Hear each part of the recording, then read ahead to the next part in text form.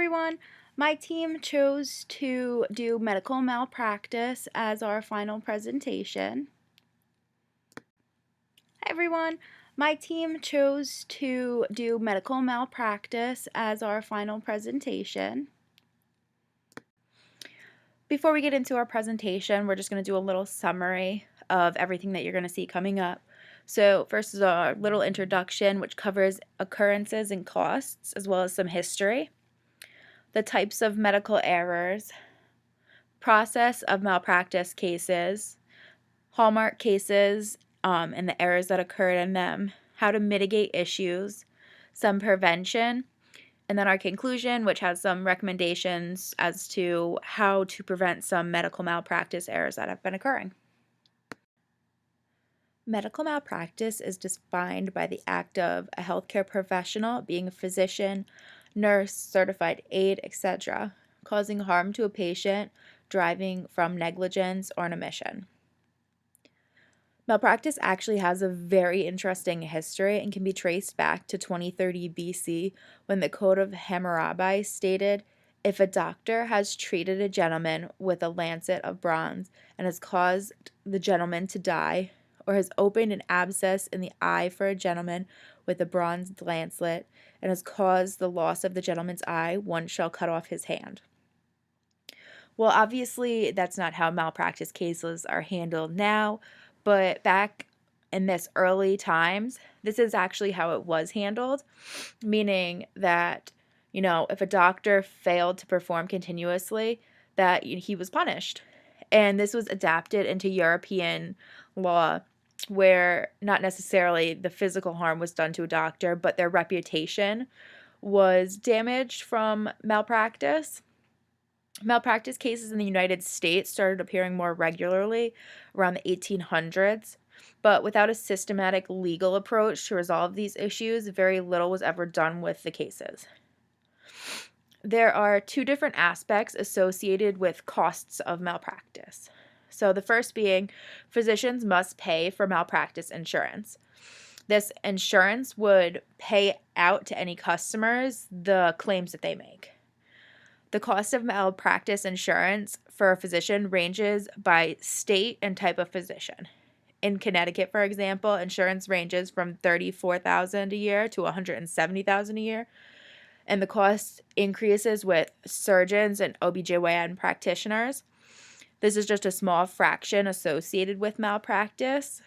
So to put it into perspective, the number of cases alone in Connecticut is about 16.4 claims per 100,000 people, with a total payout amount of $85.8 million in 2015.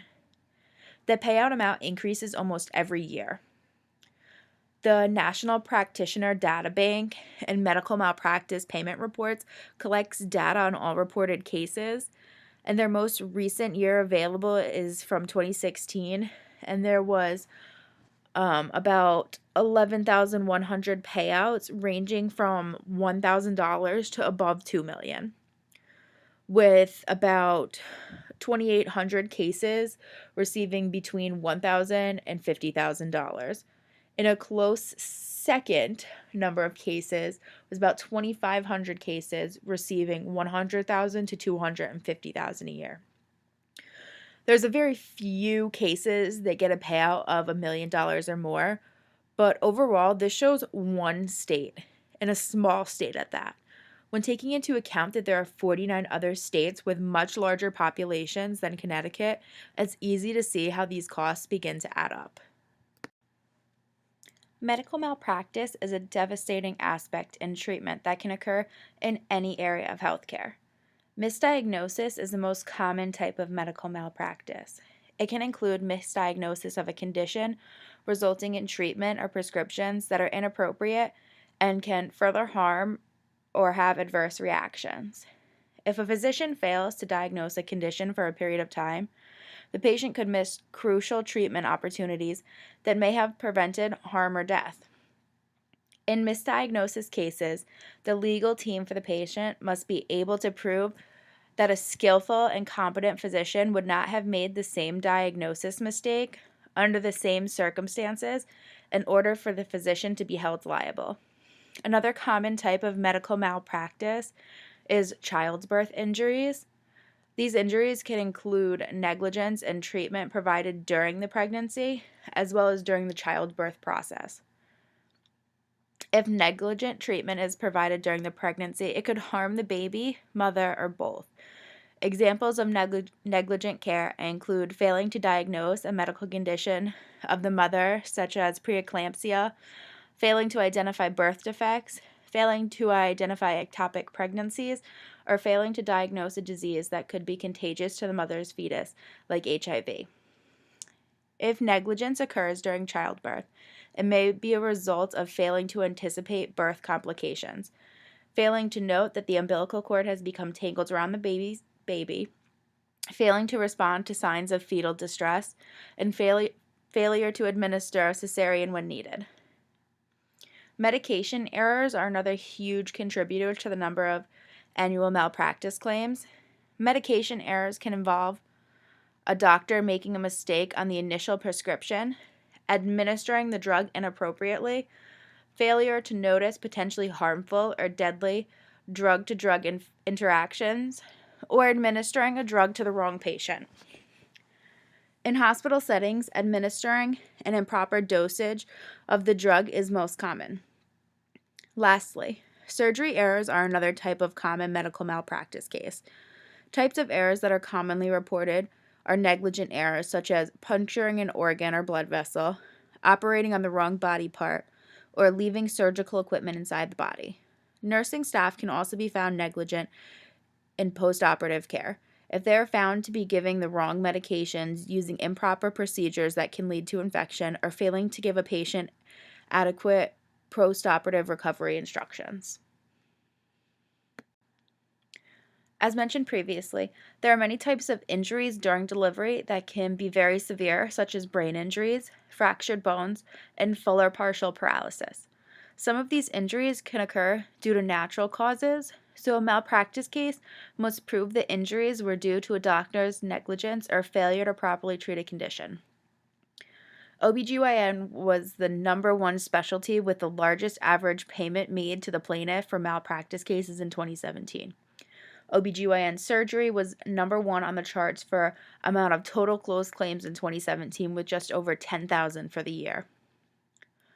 Much like OBGYN surgery, general and orthopedic surgery is on the top of the list for closed claims in 2017. General surgery ranked the third highest for malpractice payouts to plaintiff at just under 9,000 closed cases. Orthopedic surgery errors ranked fifth highest out of all medical specialties for closed malpractice cases. You can see by analyzing both charts that OBGYN and surgery-related medical malpractice are two of the most common types of neglect. These statistics carry over to show that general surgery, orthopedic surgery, and OBGYN surgery are all high on the list of closed claims. This exemplifies that there is a direct relationship between common types of medical malpractice and the healthcare specialties that close the most malpractice claims. There are essentially four elements that must be proven in a medical malpractice case: duty, breach of duty, damage, and cause.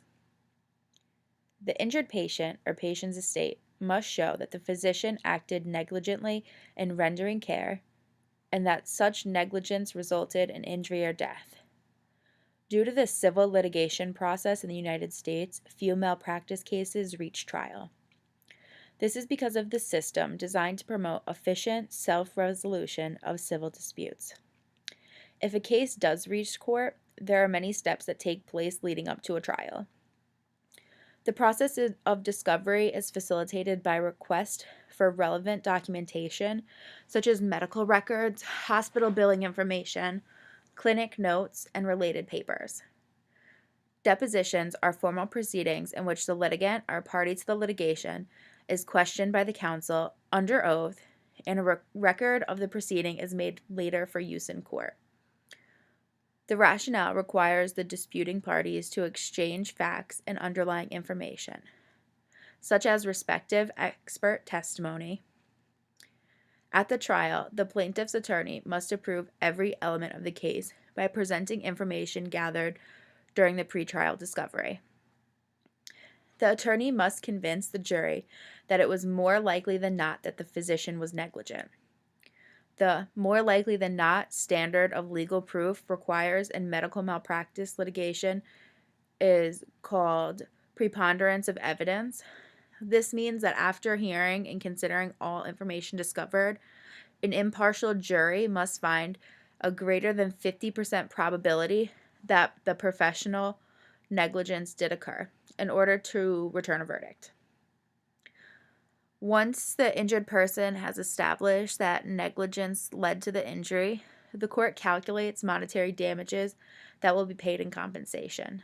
Damages take into account economic loss, such as lost income and cost of future medical care, as well as non-economic losses, such as pain and suffering.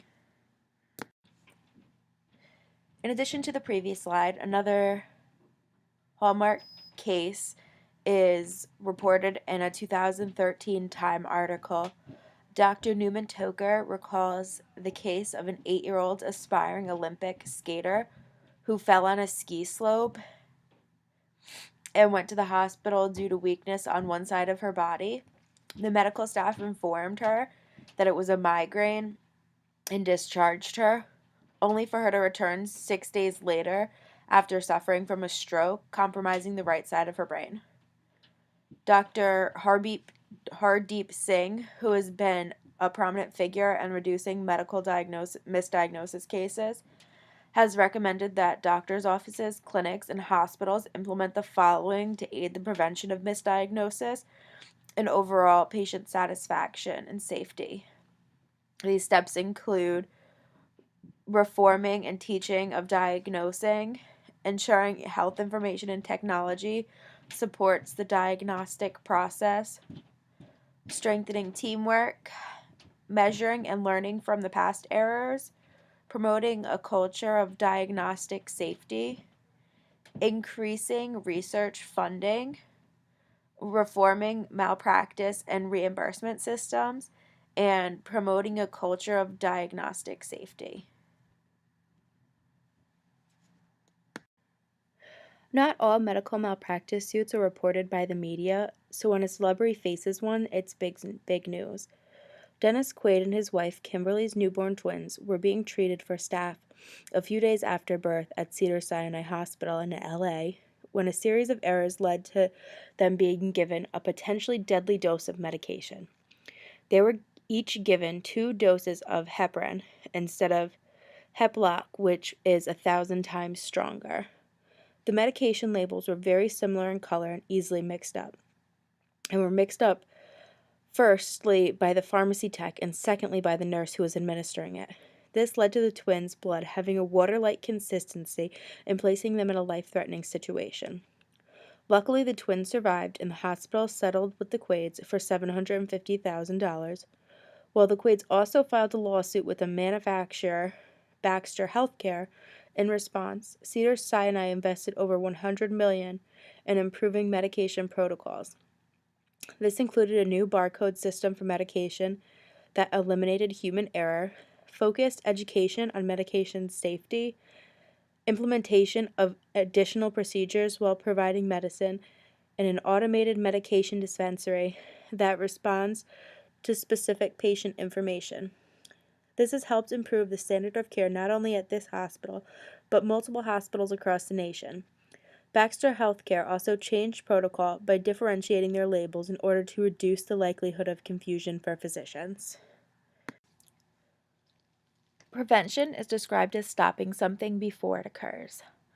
The increasing burden of malpractice is growing. However, there are concerns about patient safety. A bigger focus on improvement efforts towards malpractice prevention is needed to reduce the number and avoid claims. There are critical actions that need to be taken in a healthcare setting. The first being establishing a good caregiver relationship.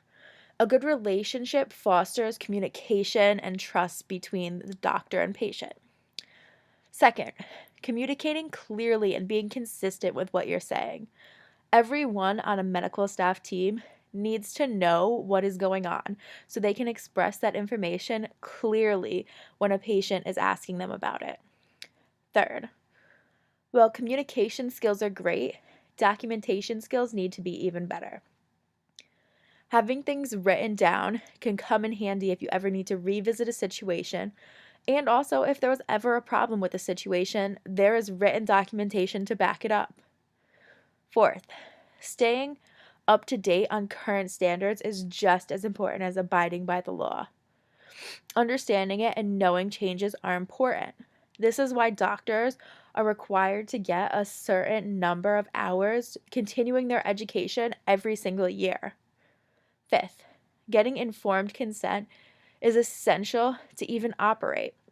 Discussing all the elements of a procedure, the risks, the possible complications, and having the patient sign off continues to be a common issue when this is such a simple problem that can be solved with just communication.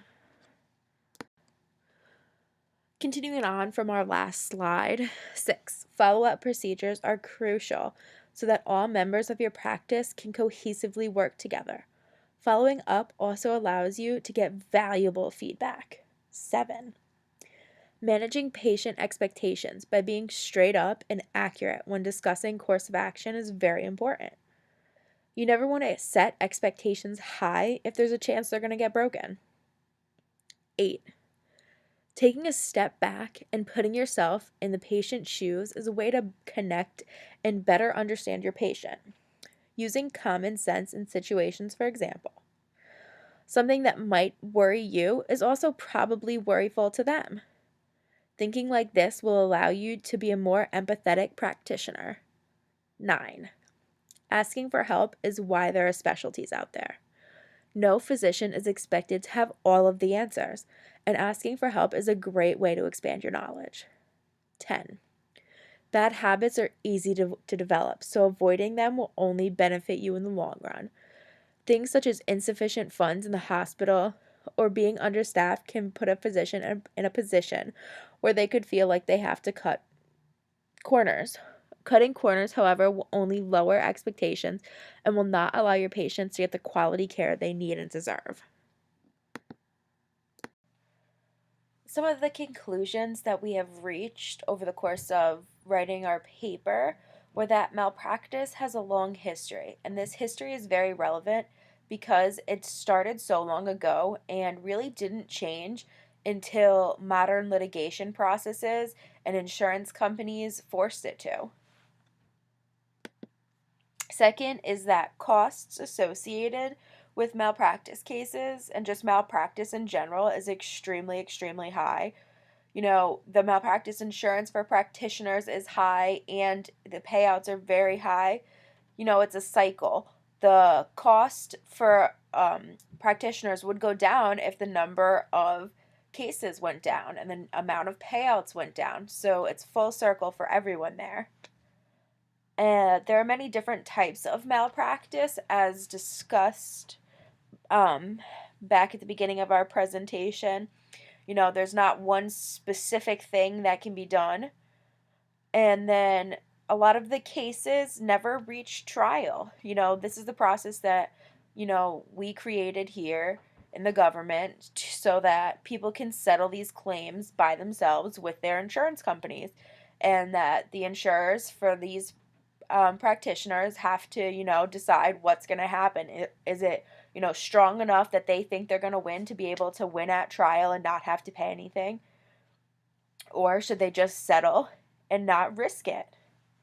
And then there's often a lot of cases that were present in the media and, hallmark cases throughout, history where it affected very popular people or, really affected someone's life dramatically. And lastly, we talked about prevention and that it is possible for some cases to be prevented. There are many methods that, could increase, the success rate of these physicians, such as communicating with their patients better and with their entire team better to know what's going on with everyone, reducing the risk of complications, letting the patient understand what's going on, as well as some actual procedures that can be done, such as double checking what body part is being operated on, clearly marking them, signing documentation before and after getting into surgery about everything that happened, having that clear, concise documentation. Overall, malpractice is something that has grown to be so huge because of the pressure that has been placed on practitioners to perform perfectly. And well, perfect isn't possible.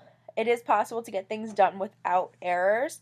Overall, reducing the number of errors would directly benefit, everyone who's receiving that care, not only because it, stops them from getting injured, but it stops, the costs that are associated with medical care. It's getting so expensive because these costs for physicians are going up. So it costs more to have your surgery done.